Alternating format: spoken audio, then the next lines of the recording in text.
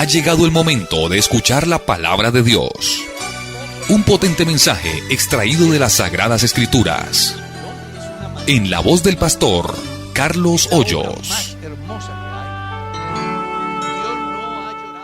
Tenemos el capítulo 2, el verso 13 al verso 22 del Santo Evangelio según San Juan. Leamos.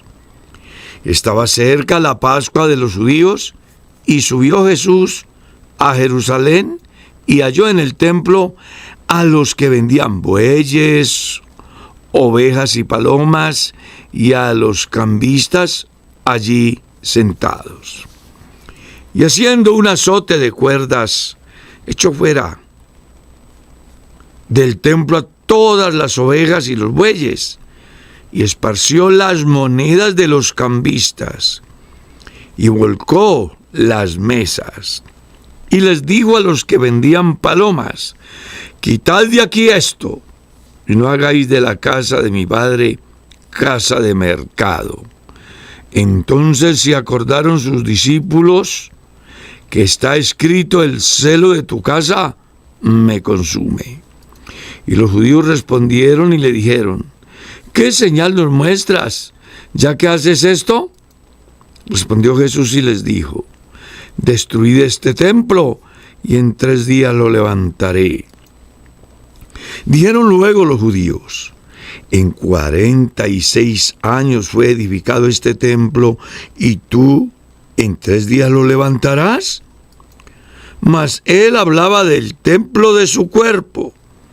Por tanto, cuando resucitó entre los muertos, sus discípulos se acordaron que había dicho esto, y creyeron la Escritura y la palabra que Jesús había dicho.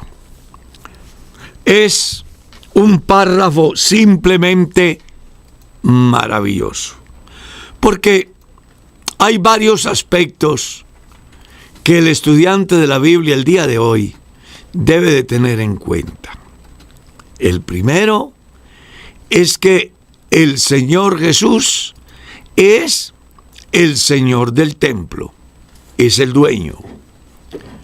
En segundo lugar, mirar hasta dónde llega el ser humano, cómo falta al respeto a las cosas sagradas. Inclusive ni el templo lo respetan.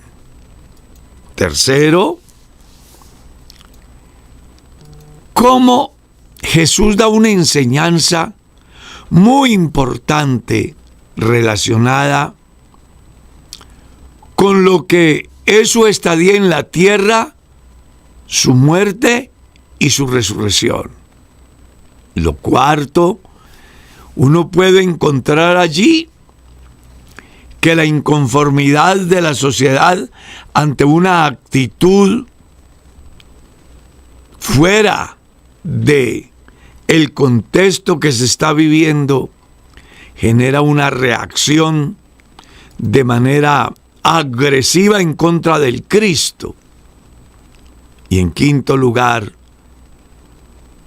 Jesús, con todo lo que está haciendo aquí, genera fe en los discípulos a tal estado que cuando Jesús resucitó, los discípulos se acordaron que Él había hablado nada más y nada menos que de la resurrección. Con ese panorama general, vale la pena que tratemos como de ir desmenuzando cada uno de estos versículos. En primer lugar, terminada la boda en Caná de Galilea, dice que estaba cerca la Pascua de los judíos, y subió Jesús a Jerusalén, porque en esa cultura hay unas fiestas muy importantes, y creo que la más importante de todas es la Pascua. Al final, la palabra Pascua quiere decir pasar por encima o pasar de largo. Y usted va a encontrar esa muy bonita enseñanza en el libro del Éxodo capítulo 12 y el capítulo 13. Ahí uno encuentra cómo se da la orden de llevar a cabo la Pascua y lo que representaba para el pueblo israelita.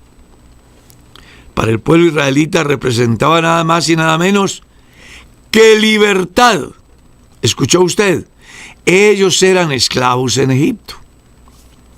Pero una noche, el 13 del mes de Aviv, ellos han salido de Egipto, obteniendo por fin su libertad.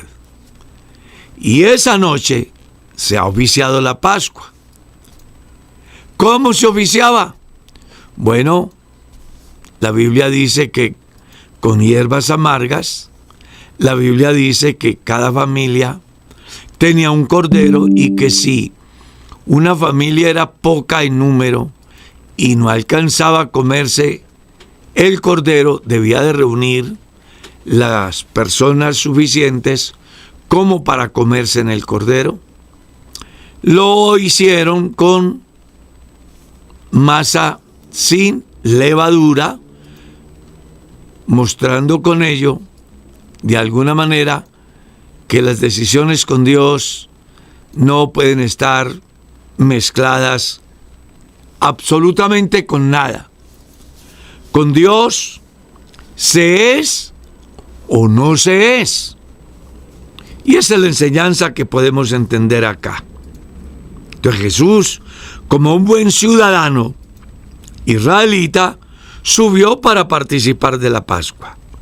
Pero se encontró con un escenario que definitivamente incomodaría a cualquiera que tenga celo por las cosas sagradas.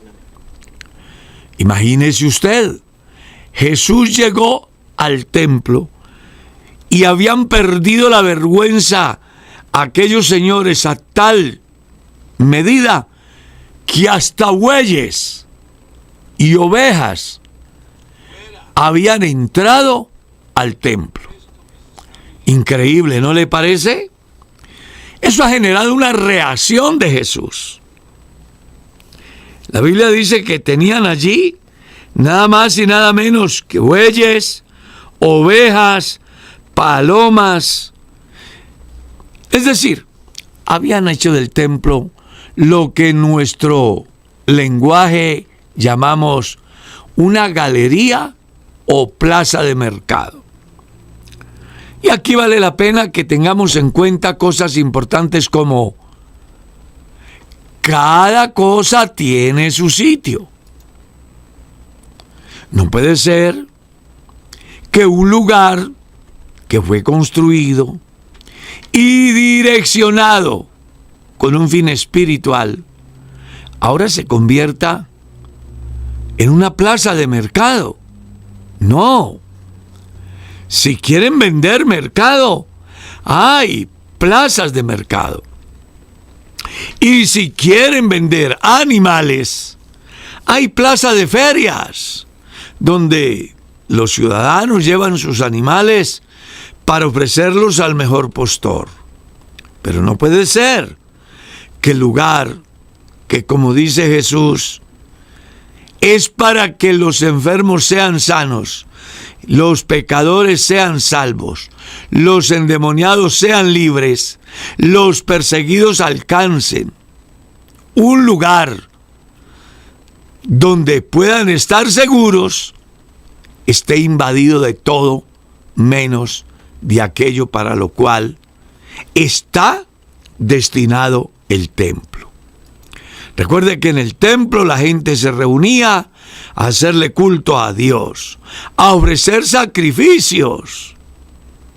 Había un orden sacerdotal. Sin embargo, todo esto se había perdido. Claro, es que hacía 400 años que Dios no trataba con el pueblo.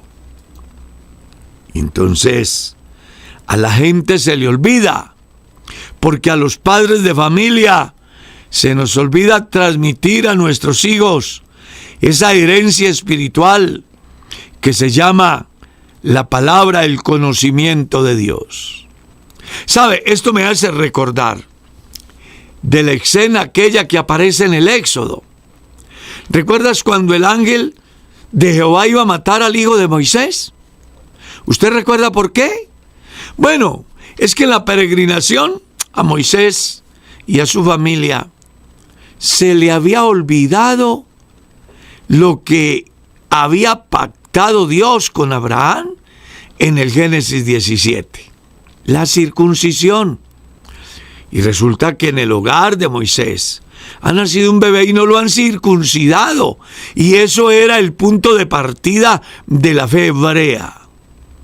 Entonces, viene un momento en el cual Dios se ha enojado a causa de el desconocimiento, del olvido,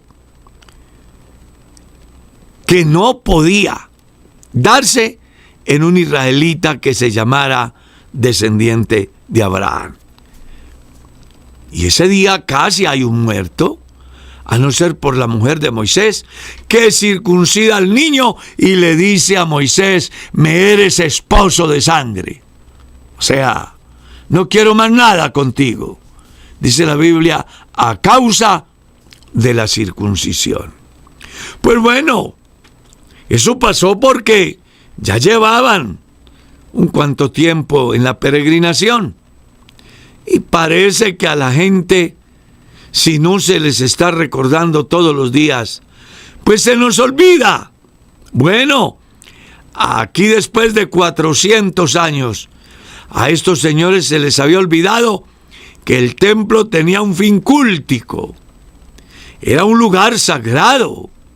Solamente basta con que usted lea el capítulo 6 del segundo libro de Crónicas. Ahí aparece la oración de Salomón cuando está dedicando el templo para Dios. Y en el capítulo 7, usted encuentra la respuesta de Dios a la oración de Salomón, donde encontramos algo muy interesante. Y es que en la respuesta que Dios le da, le dice: desde hoy estarán abiertos mis ojos y atentos mis oídos a la oración que se haga en este lugar. Y les explica cómo se puede lograr. Bueno, cuando el pueblo se humille, cuando el pueblo se convierta. Eso es lo que dice el verso 14. Si se humillare mi pueblo, sobre el cual mi nombre es invocado, y oraren, y buscaren mi rostro, y se convirtieren de sus malos caminos. Dice él: yo voy a oír desde los cielos, voy a perdonar sus pecados, y voy a sanar sus tierras. Ese era el fin del templo. Sin embargo, aquí hay bueyes, hay ovejas, hay palomas, es decir, un mercado. Pero aparte de eso, había otro fenómeno, y eran las casas de cambio, donde la gente que iba de diferentes partes del mundo, de su tiempo, a la fiesta de la Pascua, pues llegaban con dineros de otras naciones. Y entonces, para poder comprar suplir sus necesidades básicas, era necesario cambiar el dinero. Y habían unos señores allí que tenían sus casas de cambio. Pero ha llegado Jesús. Ha hecho un surriago, digo yo, de 3 cuerdas. Y dice la Biblia que echó fuera del templo a todos, y las ovejas también, y los bueyes, y esparció las monedas de los cambistas, y volcó las mesas. En el Evangelio, según San Mateo, capítulo 21, del verso 12 al 13, o en San Marcos, capítulo 11, del verso 15 al 18, o en San Lucas 19, del verso 45 al 46, encuentran el mismo pasaje, pero hay algo que me llama la atención, y es que allí Él les dice: mi casa, casa de oración es, y ustedes la han convertido en guarida de ladrones. Dejando claro que el lugar que se ha dedicado para Dios no puede dársele otro fin. ¿Está claro? Ojalá que esto lo escuche los que desafortunadamente, en la medida que va pasando el tiempo y se van como llenando de polvo los valores cristianos, convierten los salones de predicación en directorios políticos, donde no les da vergüenza subir al candidato de su preferencia para que trate de ganar adeptos dentro de la comunidad cristiana. Ojalá que usted no convierta el escenario en un teatro, no lo convierta en una discoteca, no lo convierta en una taberna.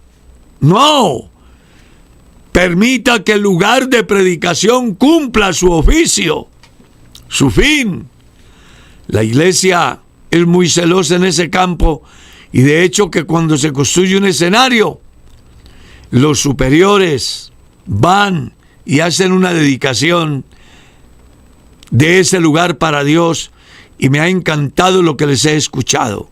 En este lugar es para que los enfermos sean sanos, los pecadores sean salvos, los que están tristes sean consolados, los que están apartados se reconcilien, los que están al borde de la muerte encuentren aquí una oportunidad de volver a vivir. Bueno, Jesús está haciendo lo correcto. Claro, si el lugar es para rendirle culto a Dios, para llevar una ofrenda a Dios, para permitir la intervención de Dios en la paz espiritual del peregrino, ¿por qué la han convertido en un escenario de tan desagradables acciones? Jesús los ha sacado por completo. La casa de Dios se respeta, es lo que Jesús dice. Y dice la Escritura: y dijo a los que vendían palomas: quitad esto de aquí, y no hagáis de la casa de mi Padre casa de mercado. Entonces los discípulos que estaban con Jesús se acordaron de lo que está escrito en el Salmo 69, 19. ¿Qué dice? El celo de tu casa me consume. Y dice la Escritura: y los judíos respondieron y le dijeron: ¿qué señal nos muestras ya que haces esto? Algo así como: ¿tú quién te crees? ¡Ja! Eres un aparecido y vienes aquí a darnos cátedra, si nosotros somos de aquí. Y hace tiempo nuestros ancestros vivieron de la misma manera. Claro, hacía 400 años. Imagínese usted, si uno se le olvida el teléfono de la mujer o de los hijos cuando no se comunica permanentemente con ellos.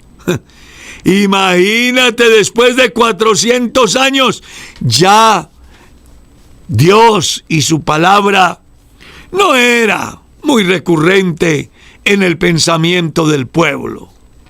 Esto me recuerda lo que pasó en los días del rey Josías. ¿Lo han leído? Si no lo has leído, te invito para que vayas y lo leas.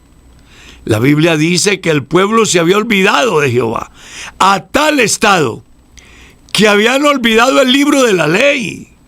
Y cuando Josías llega y encuentra un desorden total, manda limpiar el templo, poner las cosas en su sitio sacar los ídolos, destituir a los falsos sacerdotes, y se proyecta una nueva Pascua, y dice que era muy triste el escenario, porque hacía 20 años no celebraban la Pascua. Claro, eso llevó al rey a que se leyera la ley de Jehová y el pueblo volviera a tener temor y acordarse quién era el Dios de sus padres y en consecuencia su Dios. Bueno, aquí pasa lo mismo en este párrafo. La diferencia es que allá fueron 20 años, aquí 400. Pero cuando Jesús toma esta decisión, los discípulos que estaban con Jesús se acordaron de lo que leían en los Salmos. Se acordaron cuál era el fin del templo. Y dice que ante la actitud de Jesús, estos señores le cuestionan y le dicen: no cualquiera hace lo que usted está haciendo aquí. ¿Quién eres? ¿Qué señal nos das? Y él les dice: destruid este templo y en 3 días lo levantaré. Y ellos reaccionaron de una vez diciendo: 46 años duró construirlo y tú lo vas a levantar en 3 días. Estaban descontextualizados. No conocían las profecías mesiánicas. No sabían que el que estaba ahí era el Cristo, el Salvador del mundo. No sabían que Él era el cumplimiento del tipo de la vida de Jonás en el vientre del gran pez. 3 días y 3 noches. Jesús no les estaba hablando de una mole de mármol, concreto, ladrillos, cornisas, algunas cosas hermosas posiblemente, pero que Jesús no hablaba de eso, porque Jesús sabía, y Él lo hizo ver en el capítulo 24 del Evangelio según San Mateo. ¿Lo recuerdas? Que vino Jesús al templo y cuando salía, los discípulos le mostraron los edificios como para hacer asombrar a Jesús acerca de esa maravilla, porque recuerda que el templo de Salomón era una de las 7 maravillas del mundo antiguo. Y quieren descrestar, como se dice en el lenguaje popular, a Jesús con esa infraestructura, con ese diseño, con esa arquitectura, con esos materiales. Y Jesús les dice: no quedará piedra sobre piedra que no sea destruido. Para Jesús no era importante una construcción de material. Él buscaba un templo diferente. Un templo de carne y de hueso, que se mueva, que sienta, que piense, que reaccione, que establezca diferencias. Me refiero el ser humano. Y entonces Jesús les dice: vea, destruyan este templo. ¿Cuál? Su cuerpo. Le está diciendo: bien pueda. Yo vine a cumplir la ley de Moisés, los profetas y los salmos. Destrúyanlo y en 3 días lo levantaré. ¡Qué convicción la de Jesús! Me encanta eso, porque me da a entender que a Jesús no lo resucitaron, Él resucitó.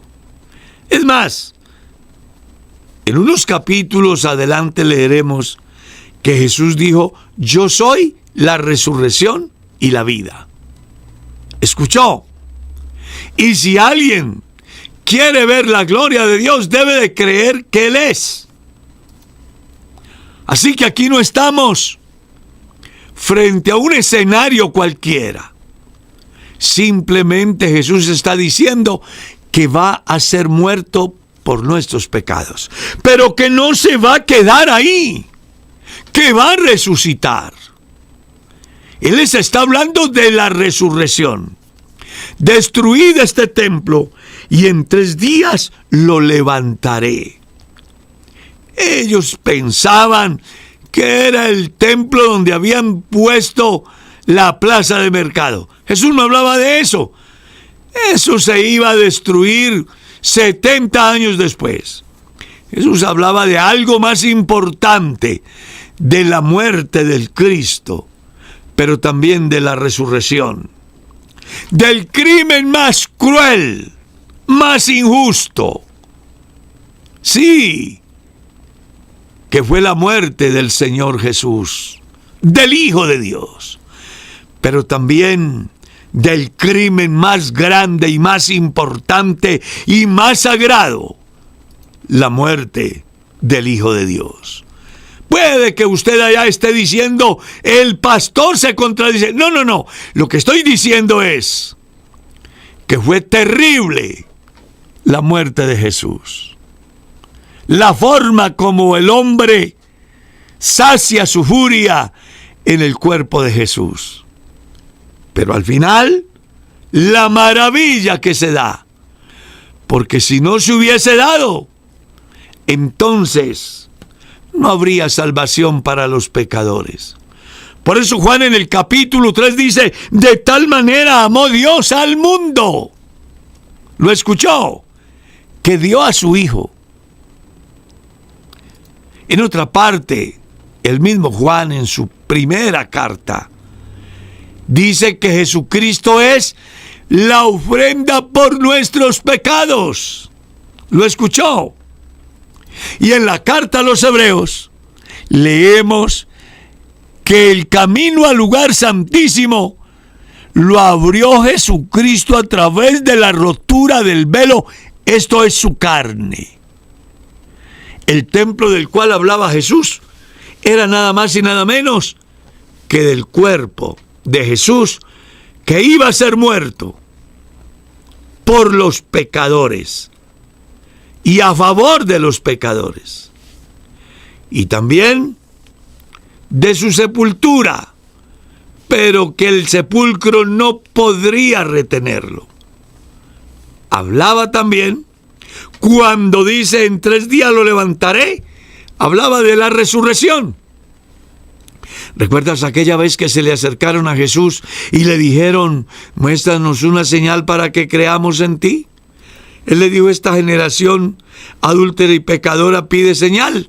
Pues no les será dada otra señal sino la de Jonás. ¿Y cuál fue la señal de Jonás? Que así como Jonás estuvo 3 días y 3 noches en el vientre de la ballena o del gran pez, como usted quiera, o dependiendo de la versión que usted lea, lo importante es que al 3er día, dice la Biblia, que Jonás fue arrojado del vientre de esa bestia marina. Bueno, de igual manera, el Hijo del Hombre estará 3 días y 3 noches en el corazón de la tierra y luego resucitará. Y Pablo explota de alegría cuando dice, Cristo murió por nuestros pecados y ha resucitado para nuestra justificación. ¿No le parece maravilloso?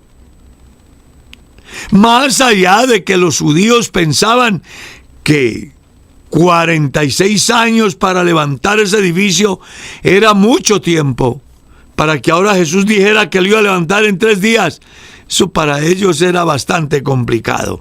Jesús no les hablaba de eso. Jesús les hablaba nada más y nada menos de su muerte y su resurrección. Por eso el verso 22 dice, por tanto, escuche lo que dice aquí, por tanto cuando resucitó de entre los muertos, ¿qué pasó con los discípulos? Se acordaron que había dicho esto y ocurrió algo maravilloso. ¿Qué pasó? Creyeron la Escritura y la palabra que Jesús había dicho. Es que hay algo muy interesante que el lector de la Biblia debe de tener en cuenta. Y es que hasta antes de la resurrección, a los discípulos les era muy difícil creer de verdad quién era Jesús. ¿Por qué? Bueno, porque ellos todavía tenían la mente cegada con relación al cumplimiento de las profecías que dicen que vendría el Cristo, el Salvador del mundo. Ellos la leían y a lo mejor se la sabían de memoria. Pero lo que no podían entender es que el que estaba con ellos fuera el cumplimiento. Y por eso es que me apasiona ese capítulo 24 del Evangelio de Lucas, el verso 47, donde dice: entonces les abrió el entendimiento para que comprendieran las Escrituras. Así de que, mientras no haya iluminación del Espíritu Santo para entender las Escrituras, la Biblia será un libro del montón. Así de simple. Una joya literaria, pero no producirá efectos en la vida de las personas. Pero cuando Dios abre el entendimiento, la persona encuentra allí la sustancia de Dios, la esencia de Dios, hecha en palabras, que al ser recibidas por los pecadores, éstas se convierten en carne, en vida, producen efectos. Yo me he encontrado con cualquier cantidad de personas que dicen: a mí se me hace tan raro que una persona que haya vivido una vida tan desordenada hoy sea un hombre puesto por Dios para dar testimonio. Ha dado un giro de 180 grados. Ese hombre ya no es el que era. Claro, es que cuando uno entiende las Escrituras, entonces cree a Jesús. Cuando ellos entienden la Escritura después de la resurrección, descubren que Jesús es el cumplimiento de las Escrituras. Y eso hoy, a diferencia del tiempo en que se da el texto, nosotros tenemos un privilegio enorme. ¿Por qué? Bueno, porque para ese tiempo les estaba cegado el entendimiento. Pero después del Pentecostés, el Espíritu Santo se derramó y ya no es Jesús con nosotros, sino Jesús en nosotros. Y eso le garantiza al creyente que pueda, sin duda alguna, entender las Escrituras y en consecuencia entender y creer en el Señor Jesús. Yo creo en Jesucristo hoy más que nunca, porque aparte de esas enseñanzas que aparecen en la Biblia, he logrado disfrutar de la esencia del Dios bendito en espíritu, obrando en mi naturaleza humana, cambiando mi pensamiento y en consecuencia mi manera de vivir, enseñándome a ver la vida desde otro punto, abriéndome la mente para entender las Escrituras. Y es que cuando uno habla de las Escrituras, sí que hay tela que cortar. Solamente lea cuando Jesús subió al templo a los 12 años y le dieron el libro y comenzó a leer el capítulo del profeta Isaías que dice: el Espíritu de Dios está sobre mí, porque me ungió y me envió a pregonar las buenas nuevas de salvación. Y uno dice, venga, cuando Jesús está leyendo y cierra el libro, dice: hoy se ha cumplido esta escritura. Y luego en San Juan, capítulo 7, Jesús le dice a la gente: el que cree en mí, como dice la escritura. Y luego el capítulo 20, él dice: hizo Jesús otras muchas cosas que pienso yo que si se hubiesen escrito una por una, no cabrían los libros en el mundo. ¿Escuchó?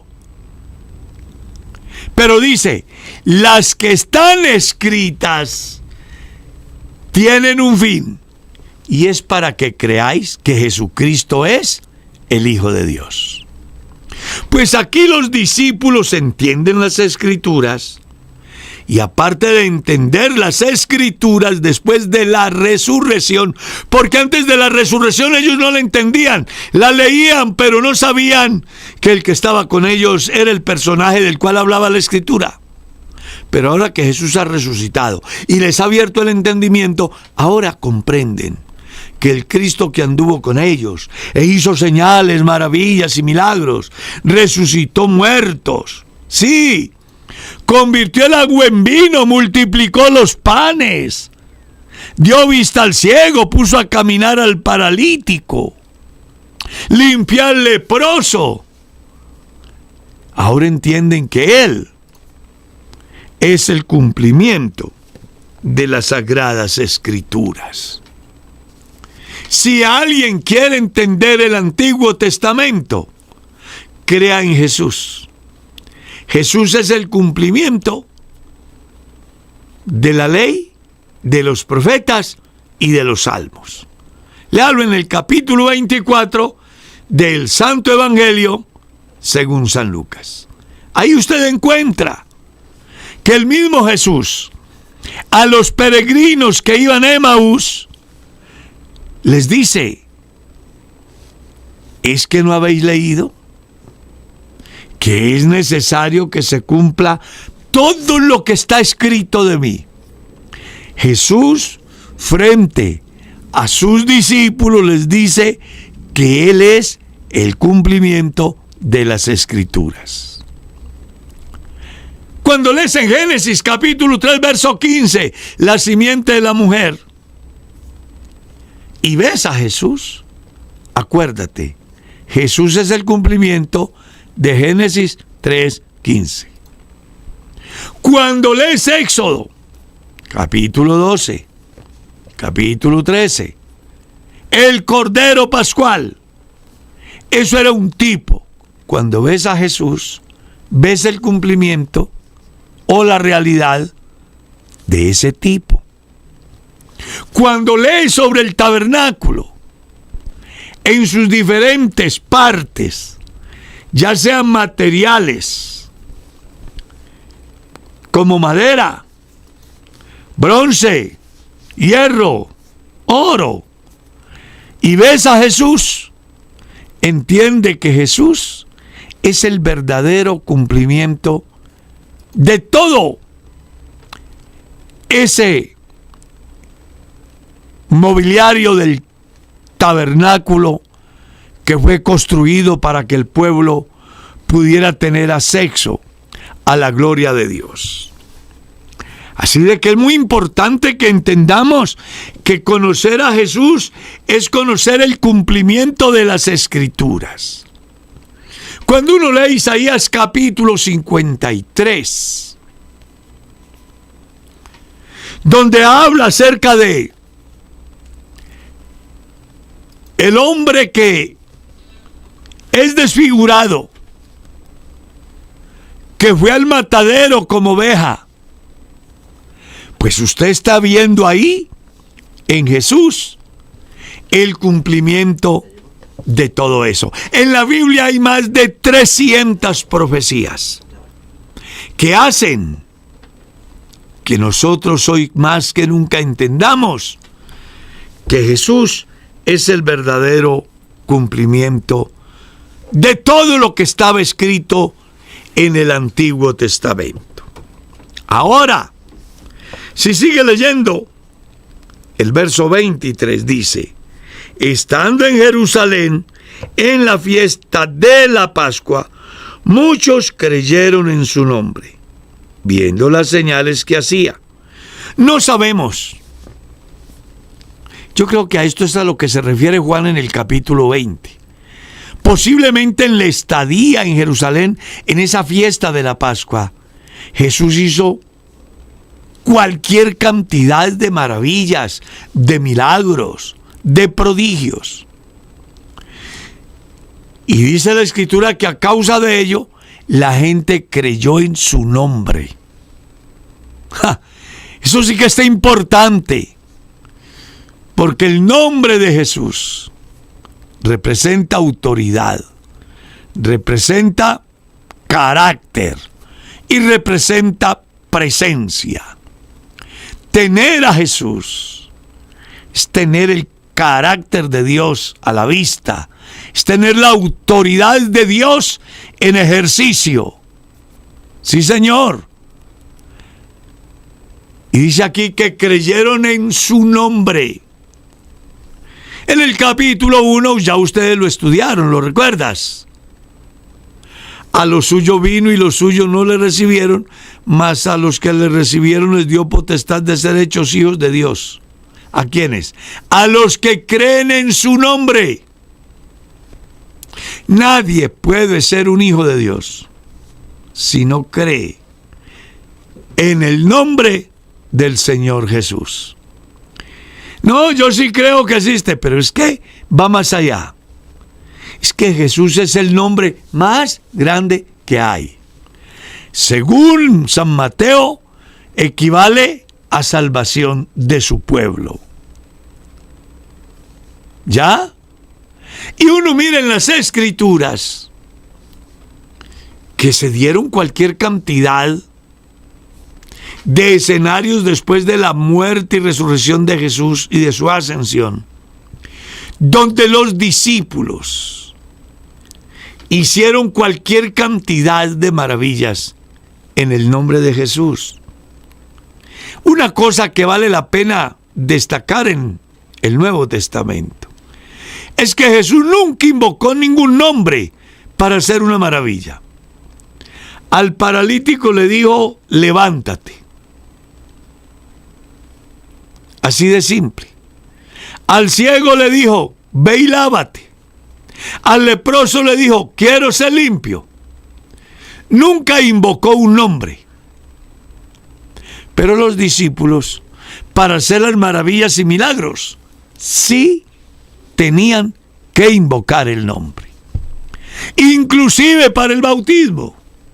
Nadie puede recibir perdón de pecados si no es en el nombre del Señor Jesús. Cuando uno lee el capítulo 3 del libro de los Hechos, encuentra que el paralítico en el templo de la Hermosa fue sanado en el nombre. Y lee de ahí en adelante en las Escrituras, hasta hoy, que las personas que alcanzaron beneficios a través de la intervención de los hombres de Dios, estos no pudieron hacerlo por sí solos.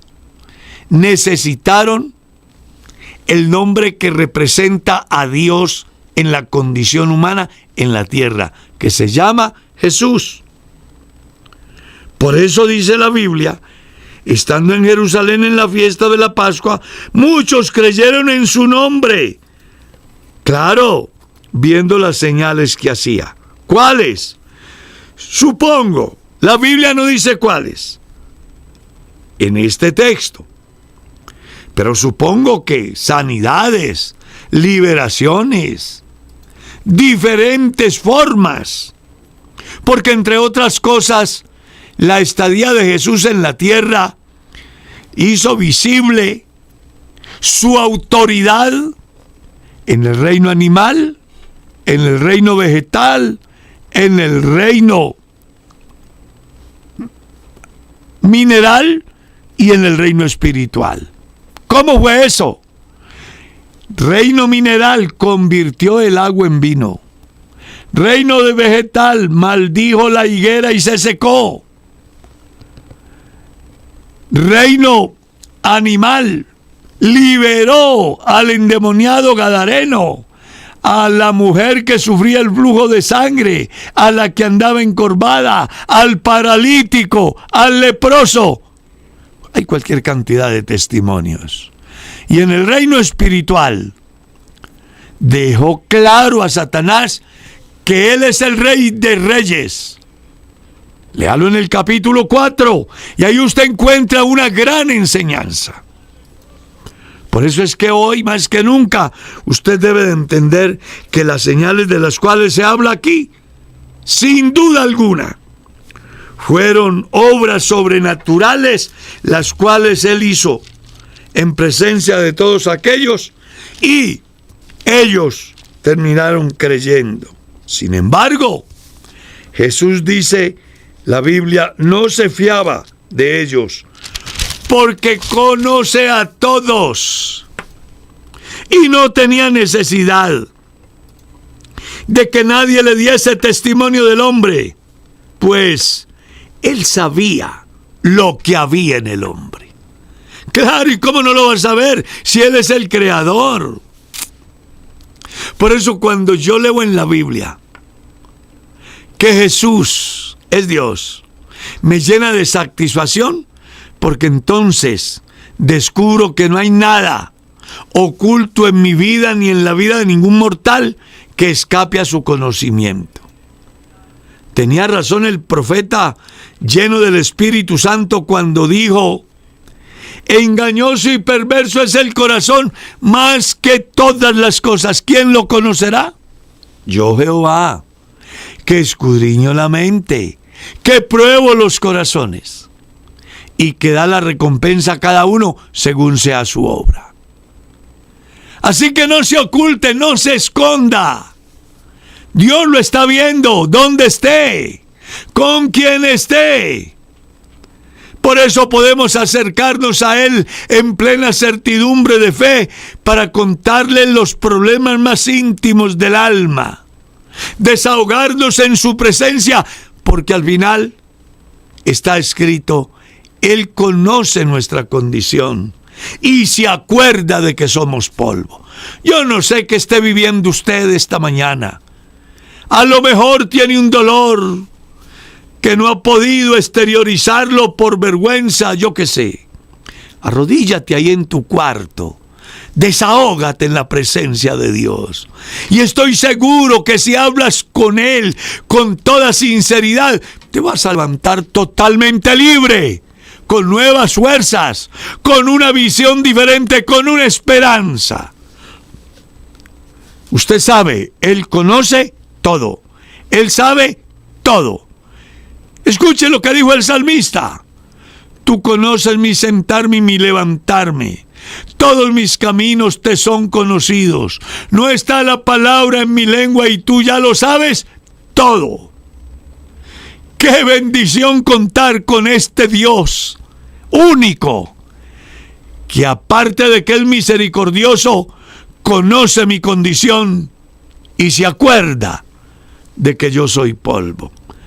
Así que no olvides, no le ocultes nada a Dios. Él sabe todo, conocía a todos, no tenía necesidad que nadie le diera testimonio del hombre. Él los conoce a todos. Gracias, Dios, por conocerme, por saber cuáles son mis debilidades, mis problemas. Gracias porque aparte de saber, tienes la solución. Lamento decirles que el tiempo se fue.